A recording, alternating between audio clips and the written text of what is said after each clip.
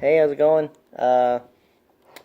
So the reason I'm making this video is to really do more or less kind of a informational video. I've been really getting into like home security lately. I know I'm 30. I've owned my house for 5, 6 years now, and I just haven't really paid attention to the things, the type of locks and stuff like that I've been putting on my house. So what I've really gotten into lately, since I've kind of gotten into more security for my house, is lock picking. I wanted to see how easy it was for somebody to get into the things I have. And for me, I have three of the most common locks that I've used, that I've seen people use all the time. And I went on YouTube, and there's so many videos out there. And I went online and I bought these lock picking sets for, this piece right here is, cents, $1 maybe. Um, uh, and this thing right here, again. And I want to show you the three locks that I have. This right here is a master lock. Actually, all of them are master locks. And this is a master lock 175. And it doesn't focus too well, but the 175 is right here, and it's usually on the packaging. It's a 4-wheel combination lock that seems pretty impenetrable. I mean, this thing is solid, it's hunky, and it's actually pretty easy to get into once you know how to do it. We'll go ahead and click that and kind of do this right there. So and I've seen these at my last job at a place called Acadian. It's an ambulance company securing narcotics,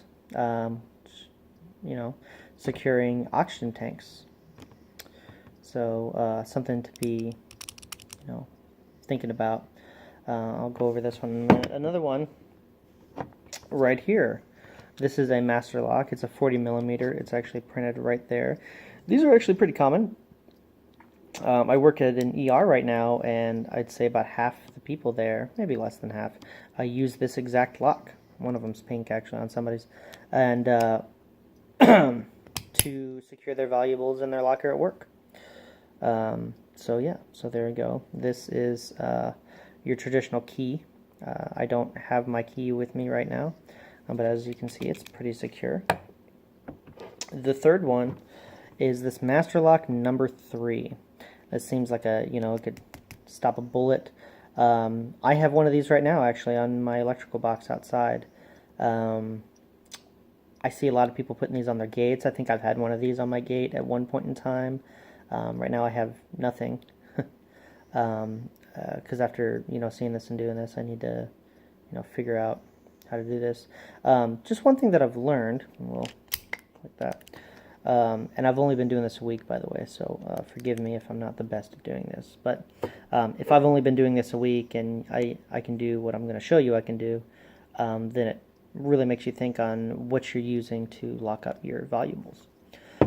So the first one I'm going to go over is this Master Lock 175. This is a combination lock, and traditionally, you think of, people on TV or stuff like that trying to decode these things, trying to figure out what the combination is.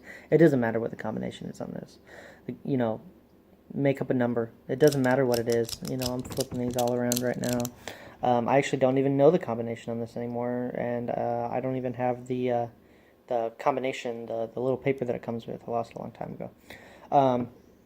So really all you need to get into this, to get into whatever this is locking up, is this simple tool, and this is called a hook pick.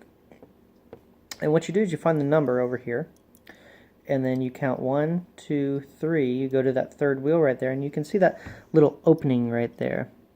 Now that opening, it's a lot bigger than the other ones, mostly because I've been picking this a lot. It's been used and abused more or less, but it's no less easier to pick. And the real thing to do is you kind of depress the shackle like this. As you're doing it, you put your hook pick in and you kind of just turn it and it'll open. I'll kind of explain that in a minute. Word of warning, this has been kind of getting stuck. Sometimes I can't even close it, so we'll see how it goes. But I just put some lubricant in there, so we'll see how it does.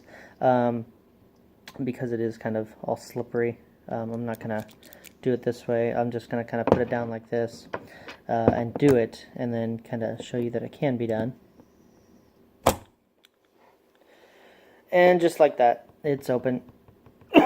So I'll explain what I'm doing, and we'll see if I can do this while I'm showing you. Probably not, but what you do is you depress the shackle in like this. You push it in, and you bring this hook pick in, and you actually put it inside here. And when you put it inside there, you rotate it a little bit. I think I might have caught it. There you go. And then it just opens. Crazy, huh? Again, I mean, maybe $1 at a lockpick store online to do this. So again, securing narcotics and oxygen tanks. The next one I'm going to go over is this masterlock number 3. Again, this is a keyed entry. Now, there's tons of other of these lockpick things. So this one particularly is called a hook pick. Another one that actually works really well is called a rake. But I want to show you that with one tool, well, really 2 tools with this tension wrench, but one main tool, you can get open all 3 of these locks.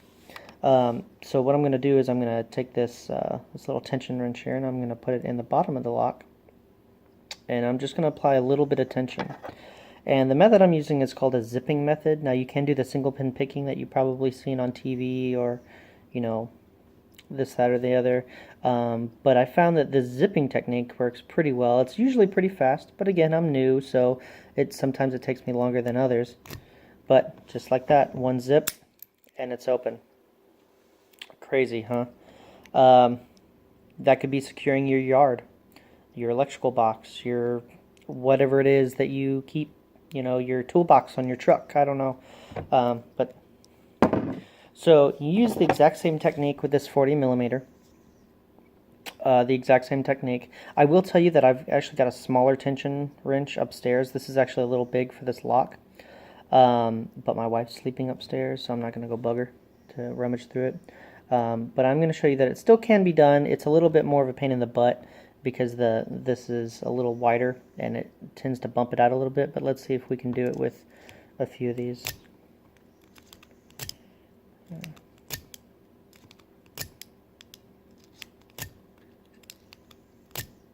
Keep bumping that thing there.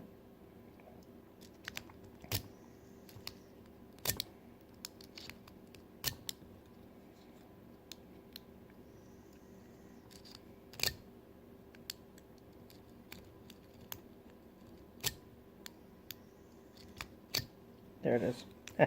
Took me longer than I wanted to. But again, same technique. You have the right size tension wrench. I've done it in 1 zip, 2 zips, and that took a little longer than I thought it could. But, you know, it's just, again,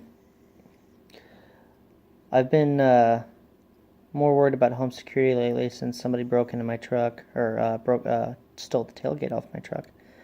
And I really realized that, you know, if people really want to come in your house, it doesn't matter what you have, they're going to get into it. They're going to find a way. I've been doing this for a week. I learned how to do it on YouTube. And yeah, there was some trial and error, but within a day, I was doing this repeatedly. So again, just look and see what you have on whatever you're trying to secure, and realize that it may not be as secure as you think it is. All right, thank you very much.